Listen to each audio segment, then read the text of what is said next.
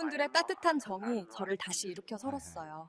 이제 제 바이올린 소리로 여러분께 받은 사랑을 천 배, 만 배 돌려드릴게요. 살을 애는 듯한 칼바람이 얇은 창문 틈을 비집고 들어와 제 뺨을 때립니다.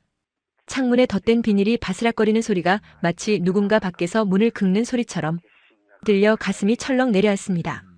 저는 지금 고무장갑을 낀 채 차가운 수돗물에 배추를 씻고 있습니다. 손가락 마디마디가 얼어붙어 감각이 없어진 지 오래입니다. 불과 2년 전만 해도 이 손은 루마니아의 국립 콘서트홀에서 바이올린의 현을 섬세하게 누르던 손이었습니다. 송진 가루가 날리는 무대 위 화려한 조명을 받으며 드레스 자락을 휘날리던 저는 이제 낡은 트레이닝복 바지에 솜이 삐져나온 조끼를 입고 있습니다. 부쿠레슈티의 유망한 바이올리니스트였던 엘레나.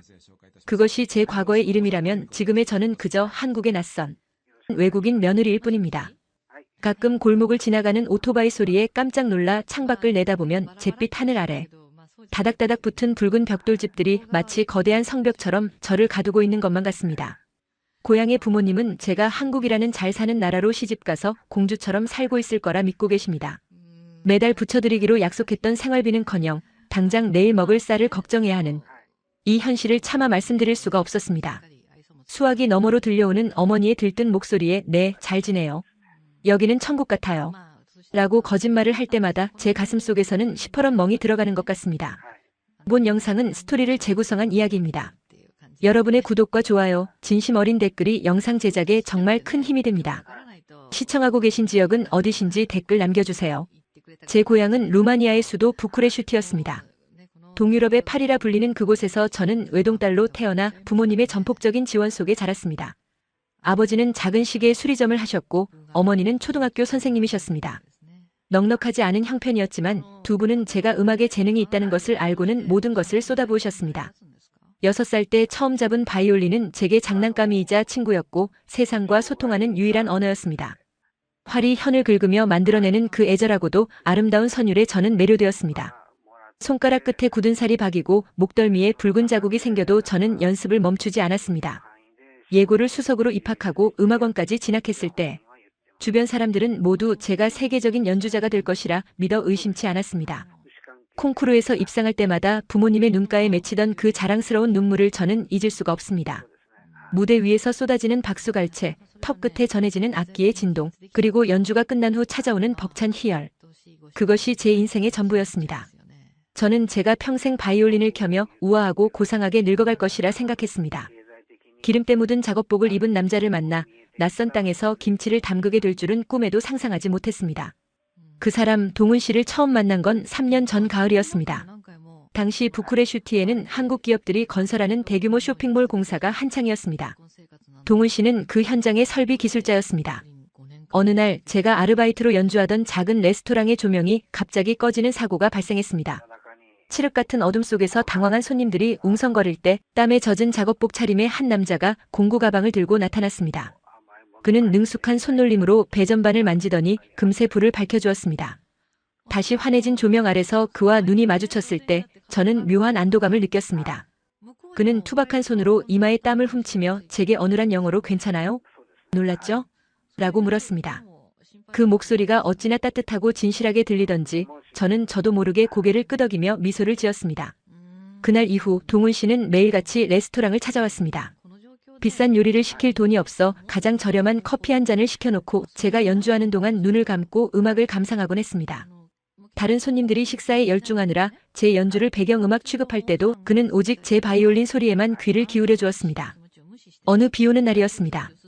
연주를 마치고 나오는데 우산이 없어 처마 밑에서 발을 동동 구르고 있었습니다. 그때 빗속을 뚫고 누군가 달려왔습니다. 동훈 씨였습니다. 그는 자신이 쓰고 있던 낡은 우산을 제게 씌워주고는 정작 자신은 비를 쫄딱 맞으며 웃어 보였습니다. 이 악기 비 맞으면 안 되잖아요. 나무라서 습기에 약하니까. 그 순간 제 마음속에 작은 파동이 일었습니다. 저를 걱정하기보다 제 분신과도 같은 바이올린을 먼저 걱정해주는 그 세심함에 가슴이 뭉클했습니다. 우리는 빗소리가 들리는 작은 카페에 마주 앉아 많은 이야기를 나누었습니다.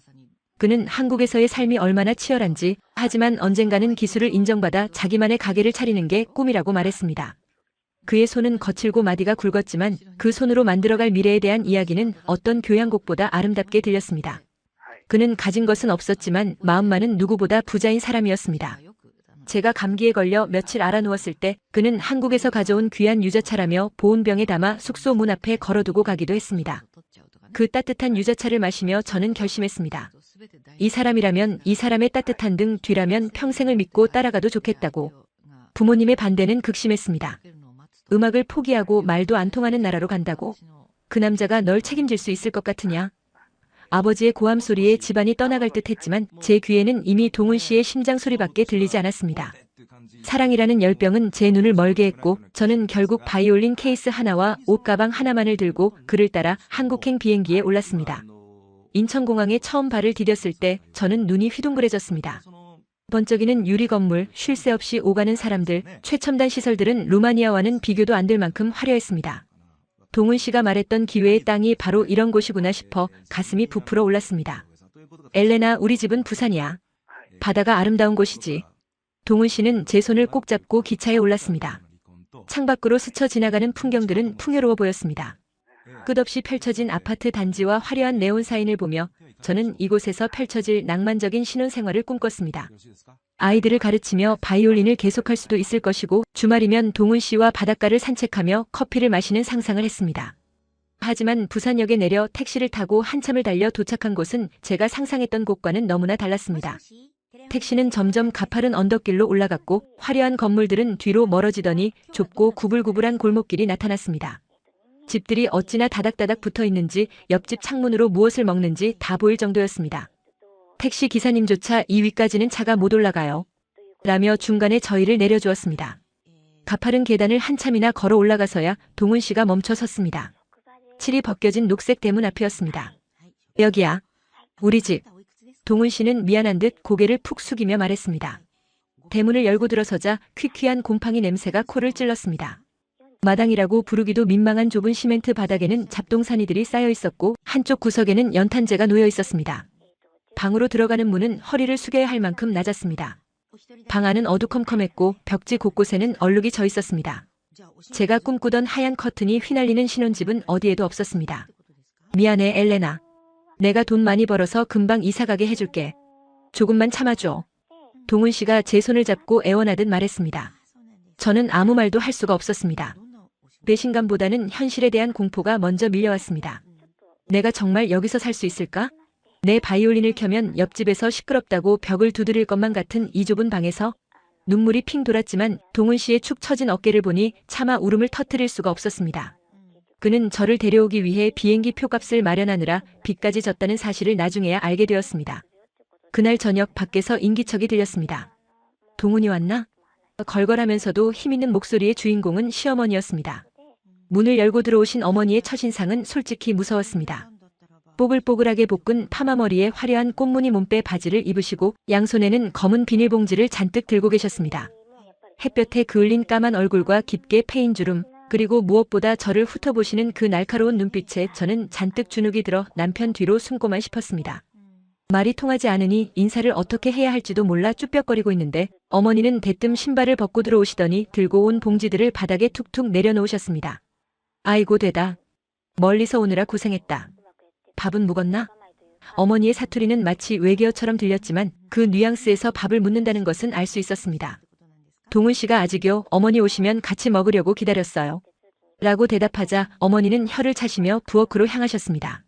사내 놈이 색시 굶기면 쓰나. 퍼뜩 밥상 안 펴고 뭐하노.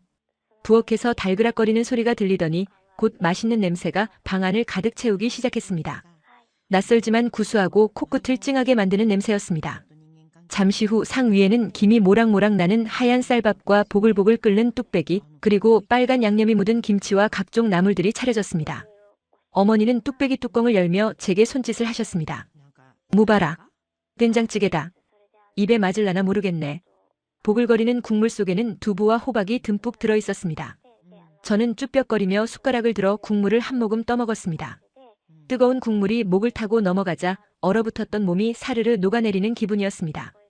짭짤하면서도 구수한 맛, 그리고 알 수 없는 깊은 맛이 입안을 감돌았습니다.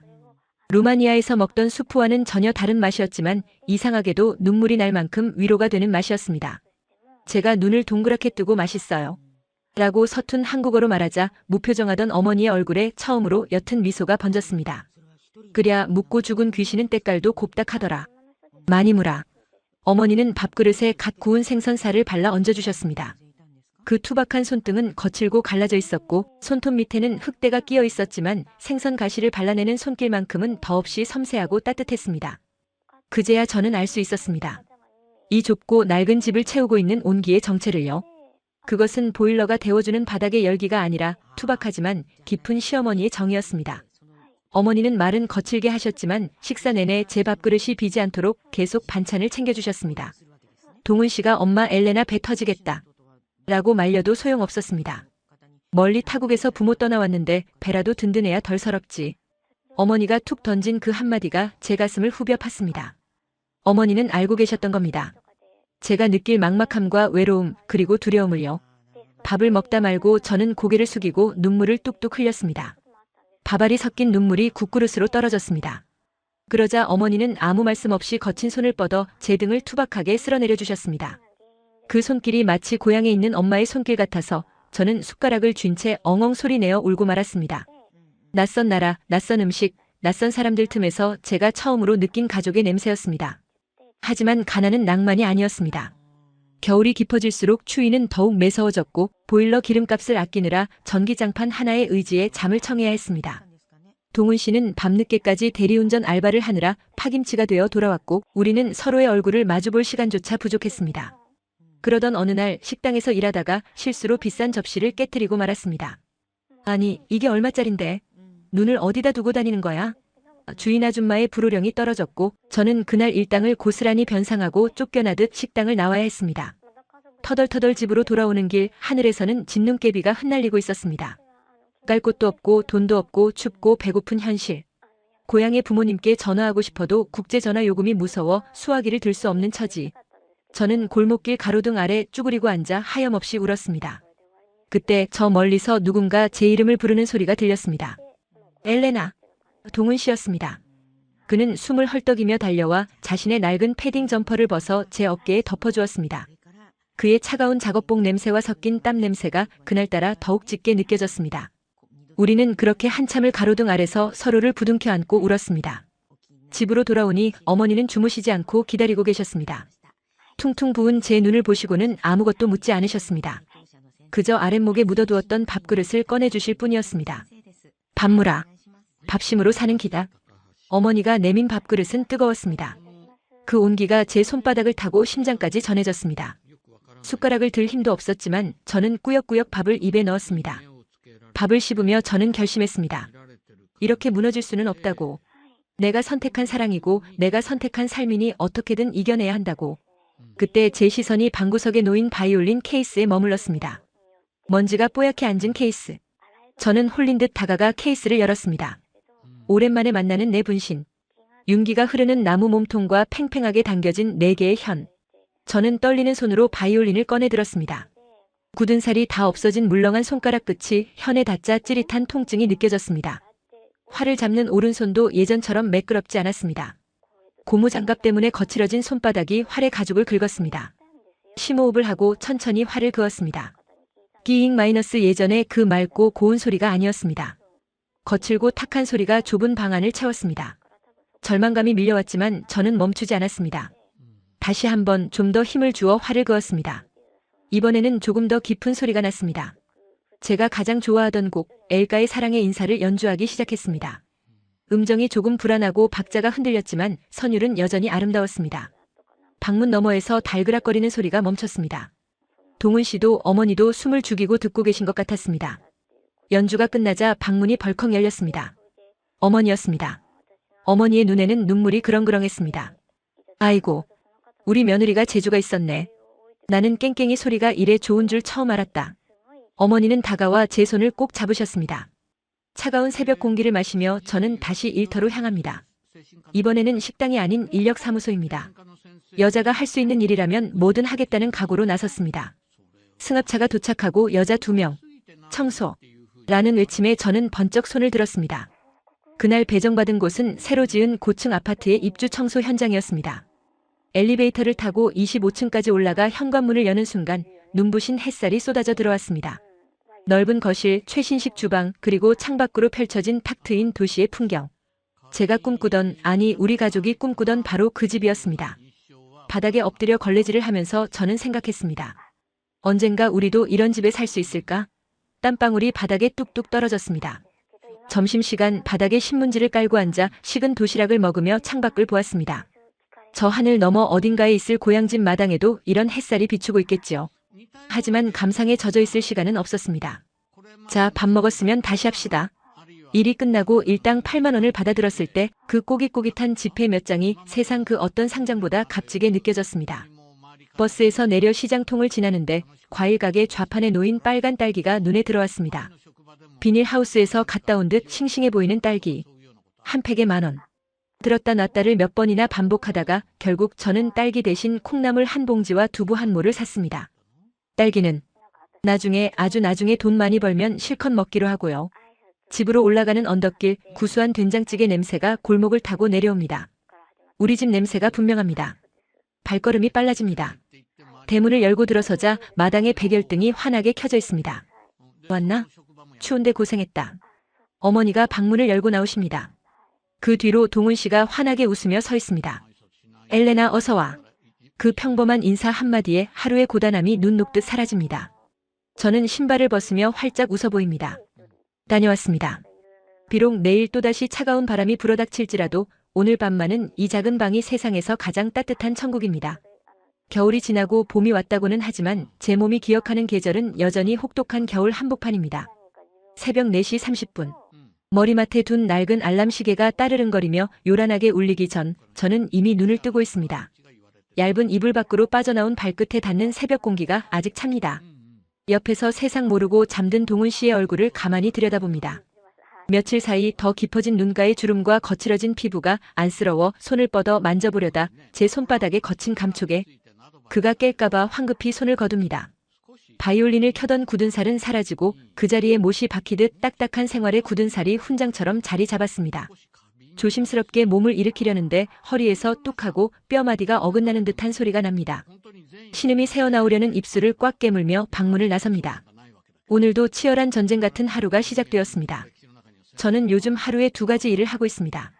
오전에는 인력사무소를 통해 입주 청소나 식당 설거지 일을 나가고 저녁에는 동네 김밥집에서 재료 손질 아르바이트를 합니다.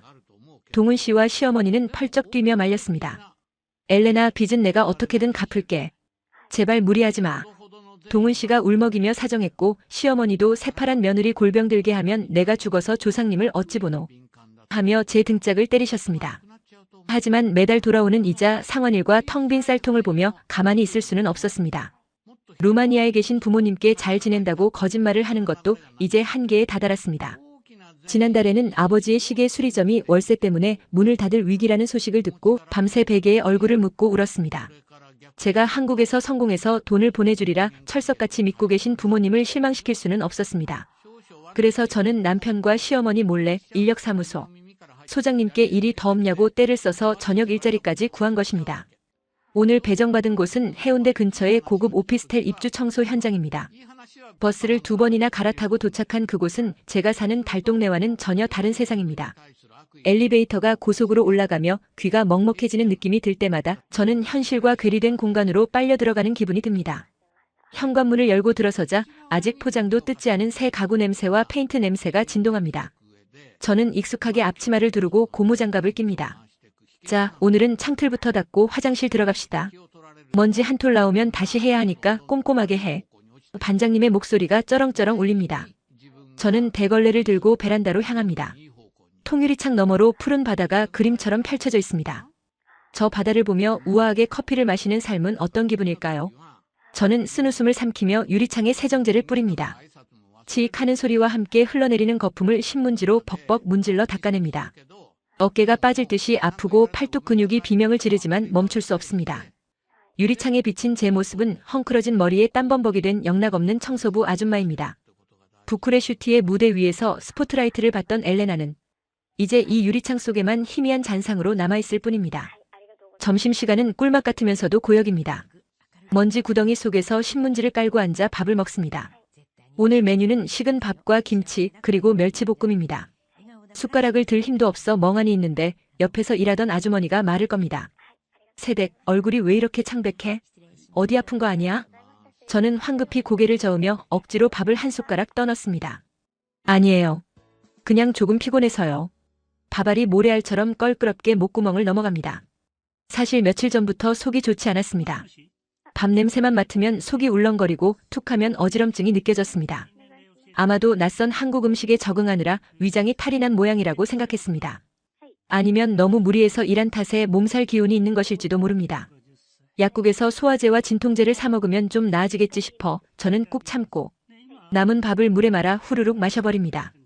밥심으로 버텨야 한다는 시어머니의 말씀이 귓가에 맴돕니다. 오후 작업은 화장실 청소입니다. 독한 락스 원액을 바닥에 뿌리자 매캐한 냄새가 코를 찌릅니다. 평소에는 참고 할만했던 냄새가 오늘은 유독 역하게 느껴집니다. 속이 뒤집어질 것 같아 헛구역질이 올라오려는 입을 틀어막고 화장실 밖으로 뛰쳐나옵니다. 우. 복도 구석에서 마른 구역질을 몇 번이나 하고 나서야 겨우 진정이 됩니다. 눈물이 핑 돕니다. 내가 왜 이렇게까지 해야 하나 서러움이 북받쳐 오릅니다. 하지만 주머니 속에 있는 꼬깃꼬깃 접힌 동훈 씨의 빚 독촉장을 떠올리면 다시금 다리에 힘이 들어갑니다. 그 착한 사람이 빚쟁이들에게 시달리며 고개를 숙이는 모습을 다시는 보고 싶지 않습니다. 저는 심호흡을 크게 한번 하고 다시 화장실로 들어갑니다. 솔로 타일 틈새를 문지르는 제 손길에 분노와 오기가 실립니다. 싹싹 거친 솔소리가 화장실 안에 울려 퍼집니다. 마치 제 운명을 박박 닦아내서 깨끗하게 만들고 싶은 것처럼 일이 끝나고 일당 9만 원을 받아들고 나오는 길 다리가 후들거려 제대로 걷기가 힘듭니다. 하지만 쉴 틈이 없습니다. 바로 저녁 아르바이트 장소로 가야 합니다. 버스 정류장에 앉아 잠시 눈을 붙입니다. 10분이라도 자두면 한결 낫습니다. 꿈속에서 저는 바이올린을 켜고 있습니다.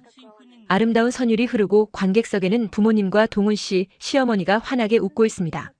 하지만 갑자기 바이올린 줄이 툭 끊어지며 날카로운 소리가 나고 저는 화들짝 놀라 잠에서 깹니다.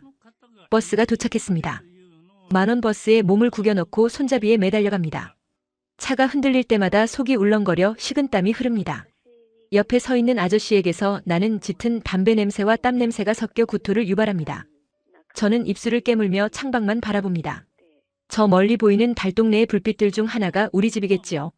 저 불빛 아래서 저를 기다릴 가족을 생각하며 고통을 삼킵니다. 김밥집에 도착하자마자 사장님이 산더미처럼 쌓인 당근과 시금치를 가리킵니다. 엘레나 왔어? 오늘 단체 주문이 있어서 좀 바빠. 빨리빨리 하자. 저는 앞치마를 두르고 주방 한 구석에 자리를 잡습니다. 좁은 주방은 밥 짓는 열기와 튀김 기름 냄새로 후끈거립니다. 평소에는 고소하게 느껴지던 참기름 냄새가 오늘따라 왜 이렇게 비릿하게 느껴지는지 모르겠습니다. 당근을 채 썰고 시금치를 다듬는 단순 노동이 이어집니다. 칼을 쥔 손목이 시큰거리고 계속 서 있었더니 발바닥이 불타는 것 같습니다. 엘레나, 이것 좀 맛 좀 봐봐. 간이 맞나? 사장님이 간 무친 시금치 나물을 제 입에 넣어줍니다. 평소라면 맛있게 먹었을 나물이 입에 들어오자마자 비위가 상해 뱉어내고 싶어집니다. 억지로 씹어 삼키며 맛있어요. 라고 웃어 보입니다. 제 얼굴이 노랗게 떴는지 사장님이 걱정스러운 눈빛으로 쳐다봅니다. 어디 안 좋아? 안색이 영 파리한데. 아니에요, 괜찮아요. 조금 더워서 그래요. 저는 황급히 찬물을 들이켭니다. 밤 10시가 넘어서야 일이 끝났습니다. 파김치가 되어 집으로 돌아가는 길 가파른 언덕길이 오늘따라 에베레스트 산처럼 높게 느껴집니다. 한 걸음 한 걸음 옮길 때마다 땅이 저를 잡아당기는 것 같습니다. 대문 앞에 다다르자 맛있는 냄새가 납니다. 김치찌개 냄새입니다. 평소 제가 제일 좋아하는 시어머니표 돼지고기 김치찌개. 그런데 오늘은 그 냄새를 맡자마자 속에서 뜨거운 것이 치밀어 오릅니다. 대문을 열고 들어가려다 말고 담벼락에 기대어 헛구역질을 합니다. 우에 위액만 조금 나올 뿐 아무것도 나오지 않습니다. 눈물, 콧물이 범벅이 된 채 가쁜 숨을 몰아쉽니다. 정말 몸이 단단히 고장난 모양입니다. 병원에 가봐야 하나 싶지만 병원비 생각에 고개를 젓습니다. 며칠 푹 자면 괜찮아질 거야 스스로를 다독이며 마당 수도가에서 입을 헹굽니다. 방에 들어서자 동훈 씨와 어머니가 반색을 하며 맞이합니다. 우리 며느리 왔나? 아이고 얼굴이 반쪽이네. 어머니가 제 손을 잡아 끌어 아랫목에 앉히십니다. 동훈 씨는 제 어깨를 주무르며 오늘 많이 힘들었지? 내가 데리러 간다니까 기어이 혼자 오고 하며 울상입니다. 상 위에는 보글보글 끓는 김치찌개와 갓 지은 밥이 차려져 있습니다. 자, 얼른 밥 무라. 네 좋아하는 고기 많이 넣었다. 어머니가 찌개를 듬뿍 떠서 제 밥그릇에 올려주십니다. 김이 모락모락 나는 돼지고기와 김치를 보는 순간 참을 수 없는 메스꺼움이 다시 밀려옵니다. 저는 저도 모르게 입을 틀어막고 죄송해요. 라고 중얼거리며 밖으로 뛰쳐나갑니다. 화장실로 달려가 변기를 붙잡고 한참을 개워냅니다. 뒤따라 나온 동훈 씨가 제 등을 두드려주며 사색이 되었습니다. 엘레나, 왜 그래? 어디 아파? 병원 가자. 지금 당장 응급실 가자. 저는 손을 저으며 고개를 젓습니다. 아니에요. 급체했나 봐요. 아까 김밥집에서 급하게 먹어서. 거짓말입니다. 밥은 거의 먹지도 못했습니다. 하지만 응급실에 가면 돈이 얼마나 깨질지 알기에 사실대로 말할 수 없습니다. 어머니가 소화제와 매실차를 타서 가지고 나오셨습니다. 아이고 미련 곰탱이. 아프면 말을 해야지. 객지 나와서 서럽게 이게 무슨 꼴이고. 어머니의 눈가에 물기가 어립니다. 저는 죄송한 마음에 매실차를 받아 마시고 억지로 웃어 보입니다. 어머니 손은 약손이라서 이거 마시면 다 나아요. 방으로 돌아와 자리에 눕자마자 기절하듯 잠이 들 줄 알았는데 몸이 너무 피곤하니 오히려 잠이 오지 않습니다. 온몸의 근육이 욱신거리고 머리는 윙윙거리는 이명으로 가득 찹니다. 옆에서 잠든 동훈 씨의 숨소리를 들으며 저는 천장에 얼룩을 셉니다. 하나, 둘, 셋. 이 가난은 언제쯤 끝이 날까요? 내일은 인력사무소에 가지 말고 하루만 쉴까 하는 유혹이 스멀스멀 피어오릅니다. 하지만 오늘 번 돈을 달력에 표시해둔 날짜 옆에 적어놓은 것을 떠올립니다. 목표 금액까지는 아직 한참 멀었습니다. 저는 이를 악물고 눈을 감습니다. 내일은 더 강해져야 합니다. 다음 날 아침 몸이 천근만근입니다.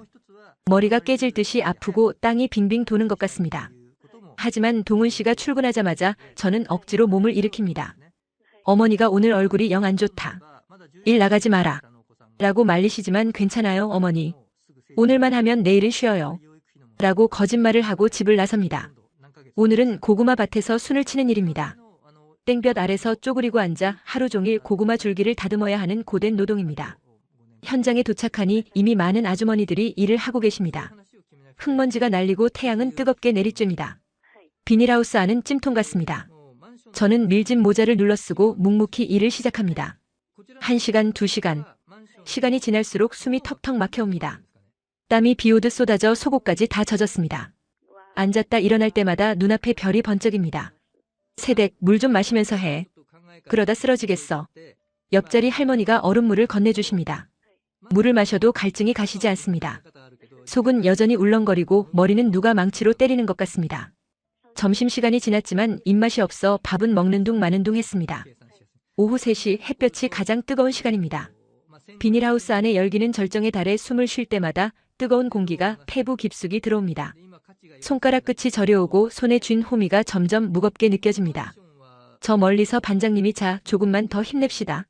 오늘 물량 다 끝내야 집에 갑니다. 라고 소리칩니다. 그 목소리가 웅웅거리며 물속에서 듣는 것처럼 멀게 느껴집니다. 고구마 줄기가 흐물흐물하게 녹아내리는 것처럼 보입니다. 시야가 가장자리부터 검게 흐려지기 시작합니다. 조금만 더 하면 되는데. 정신력으로 버티려 하지만 다리에 힘이 풀립니다. 갑자기 세상이 기울어집니다. 아니, 제가 기울어지는 것일까요? 땅바닥에 붉은 흙이 제 얼굴을 향해 솟구쳐 오르는 것 같습니다. 귓가에는 심장이 쿵쿵 뛰는 소리만 들리고 주변의 소음은 아득해집니다. 세댁.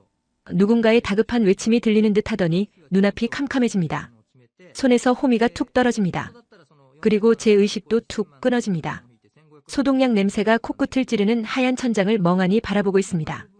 눈을 뜨는 것조차 버거울 만큼 눈꺼풀이 천근만근 무겁습니다. 귓가에는 규칙적으로 삐삐 하고 울리는 기계음이 들려오고 팔에는 차가운 이물감이 느껴집니다. 고개를 아주 천천히 돌려보니 투명한 링거액이 튜브를 타고 한 방울씩 떨어지고 있습니다. 똑똑. 그 떨어지는 액체가 마치 제 생명줄이라도 되는 양. 저는 그 리듬에 맞춰 힘겹게 숨을 몰아쉽니다. 시야가 뿌옇게 흐려졌다가 다시 선명해지기를 반복합니다. 하얀 커튼 너머로 누군가의 훌쩍이는 소리가 들립니다. 익숙한 등 구부정하게 웅크린 채 어깨를 들썩이는 저 남자는 동훈 씨입니다. 그리고 그 옆에서 바닥에 주저앉아 무릎을 치며 통곡하는 저분은 시어머니입니다. 아이고 내 새끼. 이 못난 어미가 죄인이다. 며느리 잡을 뻔했네. 잡을 뻔했어. 어머니의 쉰 목소리가 가슴을 후벼 팝니다. 저는 입을 떼어 그들을 부르고 싶었지만 목구멍이 바싹 말라붙어 쇳소리조차 나오지 않았습니다. 손가락 하나 까딱할 힘이 없어 그저 눈동자만 굴리며 상황을 파악하려 애쓸 뿐입니다. 제가 고구마 밭에서 쓰러졌다는 기억이 어렴풋이 떠오릅니다. 붉은 흙바닥이 얼굴로 쏟아지던 그 순간의 공포가 되살아나 심장이 쿵 하고 내려앉습니다. 병원비는 어떡하지? 당장 이번 달 낼 이자는. 꼬리에 꼬리를 무는 걱정들이 머릿속을 어지럽힐 때 하얀 가운을 입은 의사 선생님이 커튼을 젖히고 들어오셨습니다. 동훈 씨가 벌떡 일어나 의사 선생님의 소매를 붙잡습니다. 선생님, 제 아내 괜찮은 건가요? 큰 병입니까? 혹시 어디가 잘못된 건? 동훈 씨의 목소리는 공포에 질려 파르르 떨리고 있었습니다.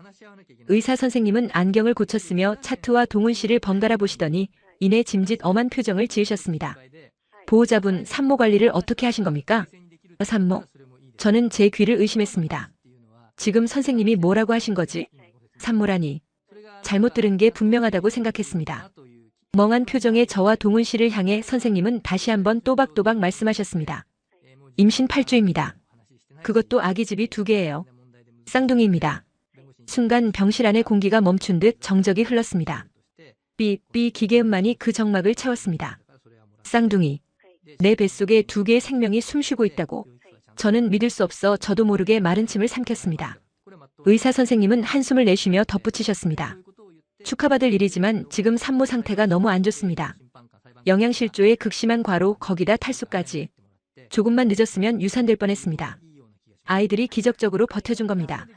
엄마가 이렇게 몸을 혹사시키는데 용케 심장이 뛰고 있어요. 그 말을 듣는 순간 동훈 씨의 다리가 풀린 듯 그 자리에 털썩 주저앉았습니다. 임신. 쌍둥이? 그는 넋이 나간 사람처럼 중얼거리더니 이내 제 손을 부여잡고 엉엉 울기 시작했습니다. 미안해, 엘레나. 정말 미안해. 내가 죽일 놈이야. 임신한 줄도 모르고 그 땡볕에 내보내고 밥도 제대로 못 먹이고. 그의 눈물방울이 제 손등 위로 뚝뚝 떨어져 뜨겁게 번졌습니다. 시어머니는 바닥에 이마를 찌우며 오열하셨습니다. 천지신명님 감사합니다. 조상님 감사합니다. 우리 며느리 살려주셔서, 우리 손주들 지켜주셔서 감사합니다. 병실이 떠나가라 우시는 2 사람을 보며 저 역시 뜨거운 것이 울컥 치밀어 올랐습니다. 기쁨과 안도감 그리고 미안함이 뒤섞인 복잡한 감정이 눈물이 되어 흘러내렸습니다. 저는 떨리는 손을 들어 아랫배를 조심스럽게 만져보았습니다. 납작하고 볼품없는 이 배 안에 2개의 심장이 뛰고 있다니. 낯선 타국 땅 가난과 멸시 속에서 피어난 생명이라니. 그것은 기적이라는 말밖에는 설명할 수 없는 전율이었습니다. 의사 선생님은 초음파 기계를 제 침대 옆으로 가져오셨습니다. 자, 엄마. 아이들 심장 소리 한번 들어보세요. 차가운 젤이 배에 닿자 소스라치게 놀랐지만 이내 모니터 화면에 나타난 흑백의 점들을 보며 숨을 죽였습니다. 치익 하는 잡음 뒤로 쿵 마이너스 쾅 하는 힘찬 소리가 스피커를 통해 흘러나왔습니다. 마치 말이 달리는 소리처럼 빠르고 강력한 박동 소리. 그 소리가 제 고막을 때리고 혈관을 타고 흘러 심장까지 전해졌습니다. 그것은 제가 평생 연주했던 그 어떤 바이올린 선율보다 아름답고 웅장한 교향곡이었습니다. 여기 보이죠? 콩알만 한 거 2개. 아주 건강합니다. 엄마가 굶어도 아이들은 엄마 뼈를 깎아서라도 영양분을 가져가니까요. 그래서 엄마가 더 힘든 겁니다. 선생님의 설명에 저는 하염없이 눈물을 흘리며 화면 속의 점들을 눈에 담았습니다. 안녕, 아가들아. 내가 너희 엄마란다. 가난한 엄마라서 미안해. 몰라봐서 미안해. 검사가 끝나고 동훈 씨는 걱정스러운 얼굴로 원무과 직원에게 다가갔습니다. 병원비 때문이겠지요. 저 역시 불안한 마음으로 귀를 기울였습니다. 입원비에 각종 검사비까지 우리 형편에 감당할 수 있을지 겁이 났습니다. 그런데 간호사 선생님이 웃으며 설명해 주시는 내용은 뜻밖이었습니다. 산모님, 국민행복카드 신청하시면 나라에서 임신 출산 진료비 바우처가 나와요. 쌍둥이라서 지원금이 더 많고요. 그리고 보건소에 등록하면 엽산이랑 철분제도 무료로 드리고 고위험 산모 의료비 지원 사업도 있으니까 너무 걱정 마세요. 한국은 임산부 혜택이 아주 잘 되어 있거든요. 그 말을 듣는 순간 저는 온몸에 들어갔던 힘이 탁 풀리는 것을 느꼈습니다. 낯선 이방인인 저에게도 가난한 우리에게도 이 나라는 따뜻한 손길을 내밀어주고 있었습니다. 최첨단 의료 장비와 깨끗한 시설, 그리고 친절한 의료진. 루마니아에 있는 친구들이 한국 드라마를 보며 동경하던 그 선진 의료 시스템의 혜택을 제가 받고 있다는 사실이 믿기지 않았습니다. 동훈 씨는 연신 감사합니다. 정말 감사합니다. 라며 간호사 선생님께 허리를 굽혀 인사를 했습니다. 안도감에 젖은 그의 뒷모습을 보며 저는 다시 한번 다짐했습니다. 이 나라에서 이 사람과 함께라면 어떻게든 살아갈 수 있겠다고. 퇴원 후 집안 풍경은 180도 바뀌었습니다. 저는 여왕, 아니 황태후 마마가 되었습니다. 시어머니는 제가 부엌 근처에만 가도 기겁을 하며 쫓아내셨습니다. 쓱, 어디 몸 무거운 사람이 찬물을 만지노. 드가라, 퍼뜩 안 드가나. 어머니는 새벽부터 시장에 나가 가장 싱싱한 해산물과 채소를 사오셨습니다. 돈이 어디서 났냐고 물으면 내 비상금 털었다. 내 새끼들 입에 들어가는 건데 뭐가 아깝노? 하시며 웃으셨습니다. 맵기 상 위에는 미역국, 갈치조림, 시금치나물 등 영양 가득한 반찬들이 올라왔습니다. 입덧 때문에 냄새만 맡아도 힘들었던 음식들이 아이들을 생각하니 이상하게도 술술 넘어갔습니다. 동훈 씨 역시 퇴근하면 곧장 집으로 달려와 제 다리를 주물러주고 태교 동화책을 읽어주었습니다. 그의 투박한 손길과 서툰 동화 구현 실력이지만 그 속에 담긴 사랑만큼은 세상 그 무엇보다 따뜻했습니다. 하지만 행복 뒤에는 늘 현실적인 고민이 그림자처럼 따라붙었습니다. 제가 일을 하지 못하니 수입은 반토막이 났고 빚을 갚는 속도는 더뎌졌습니다. 동훈 씨가 주말에도 공사판에 나가고 밤에는 대리운전까지 뛰며 고군분투했지만 불어나는 뱃속의 아이들을 위한 기저귀 값이나 분유값을 생각하면 앞이 캄캄했습니다. 하루 종일 좁은 방 안에 누워만 있는 제 자신이 짐스럽게 느껴지기 시작했습니다. 창밖에서 들려오는 활기찬 사람들의 소리, 바쁘게 움직이는 세상의 소음들이 저를 더욱 초라하게 만들었습니다. 나도 돕고 싶은데, 나도 뭔가 할 수 있는데, 무력감이 저를 짓눌렀습니다. 몸을 쓰는 일은 할 수 없으니 제가 할 수 있는 일이라곤 가만히 숨 쉬는 것밖에 없는 것 같아 괴로웠습니다. 무료함을 달래기 위해 저는 다시 바이올린을 꺼냈습니다. 아이들에게 좋은 음악을 들려주는 것이라도 해야겠다는 생각이었습니다. 먼지 쌓인 악기를 닫고 조율을 했습니다. 텅 빈 방 안 오후에 햇살이 길게 들어오는 시간, 저는 창문을 조금 열어두고 연주를 시작했습니다. 화려한 기교가 필요한 곡보다는 마음을 차분하게 해주는 곡들을 골랐습니다. 엘가의 사랑의 인사 슈만 트로이메라이, 그리고 고향 루마니아의 민요들. 제가 연주를 시작하면 뱃속의 아이들이 반응하는지 배가 꼬물거리는 느낌이 들었습니다. 그 작은 태동을 느끼며 연주하다 보면 어느새 시간 가는 줄 모르고 몰입하게 되었습니다. 그런데 며칠 뒤 이상한 일이 생겼습니다. 제가 연주를 할 때마다 동네 꼬마들이 대문 앞에 옹기종기 모여 앉아 듣고 가는 것이었습니다. 심지어 옆집 할머니는 새댁, 그 깽깽이 소리가 참 구슬프고 좋네. 듣고 있으면 잠이 잘 와. 하며 찐 고구마를 건네주시기도 했습니다. 어느 날 저녁 동훈 씨가 퇴근해서는 눈을 반짝이며 말했습니다. 엘레나, 당신 연주하는 거 영상으로 찍어서 올려보는 거 어때? 요즘 유튜브 보면 악기 연주하는 영상도 많이 보더라고. 당신 실력이면 충분히 통할 것 같은데. 처음에는 말도 안 된다고 생각했습니다. 누가 이 낡은 달동네 방구석에서 임산부가 연주하는 영상을 보겠냐고 웃어넘겼습니다. 하지만 동훈 씨는 진지했습니다. 아니야, 당신 연주에는 사람 마음을 울리는 힘이 있어. 그리고 나중에 우리 아이들에게 엄마가 이렇게 멋진 연주자였다는 걸 보여주고 싶잖아. 그 말에 마음이 움직였습니다. 거창한 성공을 바란 건 아니었습니다. 그저 내 연주를 누군가가 들어주길 바라는 음악가로서의 아주 작은 갈증이 남아있었기 때문입니다. 우리는 아주 소박하게 촬영을 준비했습니다. 배경이랄 것도 없는 낡은 벽지 앞에 의자 하나를 놓고 앉았습니다. 조명은 천장에 매달린 형광등 하나가 전부였고 카메라는 동훈 씨의 깨진 액정 스마트폰이었습니다. 저는 가장 편한 인부복 원피스를 입고 화장기 없는 얼굴로 카메라 앞에 섰습니다. 부끄럽기도 하고 긴장되기도 했습니다. 심호흡을 한번 크게 하고 화를 현에 올렸습니다. 첫 곡은 제가 가장 사랑하는 그리고 지금의 제 마음을 가장 잘 표현할 수 있는 곡, 마스네의 타이스 명상곡이었습니다. 고요하고 서정적인 선율이 좁은 방 안을 가득 채웠습니다. 눈을 감고 연주하는 동안 저는 지난 시간 겪었던 고통과 슬픔, 그리고 찾아온 기적 같은 행복을 활끝에 실어보냈습니다. 가난한 이방인 며느리의 애환이 엄마가 되는 두려움과 설렘이 현의 울림을 타고 허공으로 흩어졌습니다. 연주가 끝나고 눈을 떴을 때 카메라를 들고 있는 동훈 씨의 눈가에는 눈물이 고여 있었습니다. 그날 밤 동훈 씨는 서툰 솜씨로 영상을 편집해 유튜브에 올렸습니다. 채널 이름은 달동네 바이올리니스트 엘레나. 썸네일은 햇살을 받으며 연주하는 제 옆모습이었습니다. 그냥 기록용으로 남기자. 너무 기대하지 말고. 동훈 씨는 그렇게 말했지만 계속해서 새로 고침을 누르는 그의 손가락은 떨리고 있었습니다. 영상을 올리고 잠자리에 들었지만 저는 쉽게 잠들 수 없었습니다. 혹시 악플이라도 달리면 어쩌나 사람들이 내 초라한 모습을 비웃지는 않을까 하는 걱정 때문이었습니다. 다음 날 아침 눈을 뜨자마자 동훈 씨가 비명을 질렀습니다. 엘레나, 이것 좀 봐. 대박이야. 저는 무슨 일이 난 줄 알고 깜짝 놀라 일어났습니다. 동훈 씨가 내민 핸드폰 화면을 보고 저는 제 눈을 의심했습니다. 조회수 15만 회, 댓글 2,000개. 하룻밤 사이에 일어난 일이라고는 믿기지 않는 숫자였습니다. 손을 떨며 댓글을 하나씩 읽어내려갔습니다. 우연히 알고리즘 타고 들어왔는데 첫 소절 듣자마자 울었습니다. 배경은 낡은 방인데 연주는 예술의 전당이네요. 감동입니다. 타국에서 고생 많으셨을 텐데 연주가 너무 따뜻해요. 힘내세요. 뱃속의 아기도 행복하겠어요. 최고의 태교네요. 악플은 찾아볼 수 없었고 온통 응원과 감동의 메시지뿐이었습니다. 특히 어떤 댓글은 제 가슴을 뭉클하게 했습니다. 저는 삶이 너무 힘들어서 나쁜 생각까지 했었는데 님 연주 듣고 다시 살아갈 힘을 얻었어요. 감사합니다. 얼굴도 모르는 누군가가 내 연주를 듣고 위로를 받았다니. 음악을 포기하고 살았던 지난 날들이 주마등처럼 스쳐 지나갔습니다. 나는 실패한 음악가가 아니었구나. 내 음악은 아직 죽지 않았구나. 뜨거운 눈물이 뺨을 타고 흘러내렸습니다. 그날 이후 제 삶은 또 다른 방향으로 흐르기 시작했습니다. 구독자 수는 하루가 다르게 늘어났고 사람들은 다음 연주를 기다린다며 요청곡을 남기기도 했습니다. 저는 일주일에 2번씩 영상을 올리기로 약속했습니다. 시어머니는 우리 며느리 스타 됐다 며 동네방네 자랑하고 다니셨고 제가 영상을 찍을 때면 숨소리조차 내지 않으려 조심하셨습니다. 동훈 씨는 댓글을 하나하나 읽어주며 저를 세상에서 가장 행복한 연주자로 만들어주었습니다.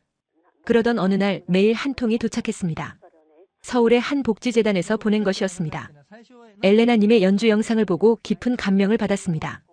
저희 재단에서 주최하는 자선음악회에 초청하고 싶습니다. 출연료는 넉넉히 드리겠습니다.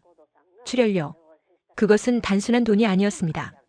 제가 한국에 와서 처음으로 몸을 쓰는 노동이 아닌 저의 재능으로 벌게 될 음악가로서의 정당한 대가였습니다. 저는 동훈 씨와 시어머니를 불러 메일을 보여주었습니다. 어머니, 저 다시 무대에 설 수 있을 것 같아요. 제 목소리는 가늘게 떨리고 있었습니다. 어머니는 제 손을 꼭 잡고 덩실덩실 춤을 추셨습니다. 아이고 장하다. 내 며느리 장하다. 이제 고생 끝이다. 동훈 씨는 저를 으스러져라 껴안으며 당신이 해낼 줄 알았어. 당신은 최고야. 라고 속삭였습니다. 좁은 단칸방에서 시작된 작은 날갯짓이 거대한 바람이 되어 우리 가족을 덮쳐오고 있었습니다. 이제 더 이상 설거지물에 손을 담그지 않아도 땡볕 아래서 고구마를 캐지 않아도 될지 모릅니다. 바이올린 활을 잡은 제 손에 힘이 들어갔습니다. 뱃속의 아이들도 기쁜지 힘차게 발길질을 해댔습니다. 드디어 길고 길었던 겨울이 끝나고 우리 집에도 진짜 봄이 찾아오고 있었습니다. 저는 답장 버튼을 눌렀습니다. 감사합니다. 기꺼이 참여하겠습니다. 그리고 키보드를 두드리는 제 손끝에서 새로운 운명의 서곡이 울려 퍼지기 시작했습니다. 서울의 한 대형 아트센터 대기실. 화장대 거울 속에 비친 여자는 낯설지만 아름답습니다. 남대문 시장에서 시어머니가 우리 며느리 기죽으면 안 된다며 거금을 들여 사주신 연보라색 롱드레스가 제법 잘 어울립니다. 불과 몇 달 전만 해도 고무장갑을 끼고 남의 집 변기를 닦던 여자라고는 믿기지 않을 만큼 우아한 모습입니다. 대기실 문이 열리고 진행 요원이 들어옵니다. 엘레나님 5분 뒤 입장입니다. 심장이 터질 듯 쿵쾅거립니다. 떨리는 손으로 바이올린 넥을 꽉 쥐었습니다. 그때 대기실 한 구석에서 쪽잠을 자던 동훈 씨가 부스스 일어나 제게 다가왔습니다. 말끔한 정장을 차려입은 그는 제 손을 두 손으로 감싸주며 속삭였습니다. 떨지 마. 당신은 이미 최고야. 저 밖의 사람들에게 당신의 이야기를 들려줘. 그의 따뜻한 체온이 차가운 제 손끝을 녹여주었습니다. 저는 깊게 심호흡을 하고 무대를 향해 걸음을 옮겼습니다. 무대 위로 걸어나가는 순간 쏟아지는 조명에 눈이 부셔 잠시 앞이 보이지 않았습니다. 객석을 가득 메운 관중들의 숨죽인 시선이 피부로 느껴졌습니다. 마이크 앞에 서서 저는 서툰 한국어로 인사를 건넸습니다. 안녕하세요. 저는 루마니아에서 온 엘레나입니다. 한국에 처음 왔을 때는 춥고 배고팠지만 가족의 사랑 덕분에 바이올린을 다시 잡게 되었습니다. 오늘 이 연주는 제게 따뜻한 밥을 지어주신 시어머니와 저를 지켜준 남편 그리고 뱃속의 아가들을 위한 곡입니다. 짧은 멘트가 끝나자마자 격려의 박수가 쏟아졌습니다. 저는 활을 들어 현 위에 올렸습니다. 첫 음이 울려 퍼지는 순간 저는 더 이상 무대 위의 연주자가 아니었습니다. 달동네의 좁은 단칸방에서 빗소리를 들으며 눈물을 삼키며 연주하던 그 순간으로 돌아갔습니다. 선율 하나하나에 가난했던 날들의 서러움과 그럼에도 포기할 수 없었던 희망을 담아 쏘아 올렸습니다. 연주가 절정으로 치닫자 객석 곳곳에서 훌쩍이는 소리가 들려왔습니다. 마지막 음을 길게 끌며 활을 허공으로 띄워 올리자 잠시 정적이 흐르더니 이내 천둥 같은 기립박수가 터져나왔습니다. 맨 앞줄에 앉아 계신 시어머니가 손수건으로 눈물을 훔치며 환하게 웃고 계셨습니다. 그날의 공연은 제 인생을 송두리째 바꿔놓았습니다. 유튜브 조회수는 폭발적으로 늘어났고 방송국 섭외 전화가 빗발쳤습니다. 아침 마당 같은 토크쇼에 나가 우리 가족의 사연을 이야기하자 전국 각지에서 응원의 메시지와 선물이 도착했습니다. 쌀, 기저귀, 아기 옷, 심지어 직접 담근 김치까지 보내주시는 분들의 정성에 저는 매일 감사함의 눈물을 흘려야 했습니다. 그리고 드디어 첫 정상금이 들어오던 날을 저는 평생 잊지 못할 것입니다. 통장에 찍힌 숫자를 보고 동훈 씨와 저는 몇 번이나 0의 개수를 세어보았습니다. 그것은 동훈 씨의 빚을 모두 갚고도 남을 만큼 큰 돈이었습니다. 우리는 그 길로 은행으로 달려가 빚을 상환했습니다. 이제 다 끝났다. 빚 없다. 은행 문을 나서며 동훈 씨가 허공에 대고 소리쳤습니다.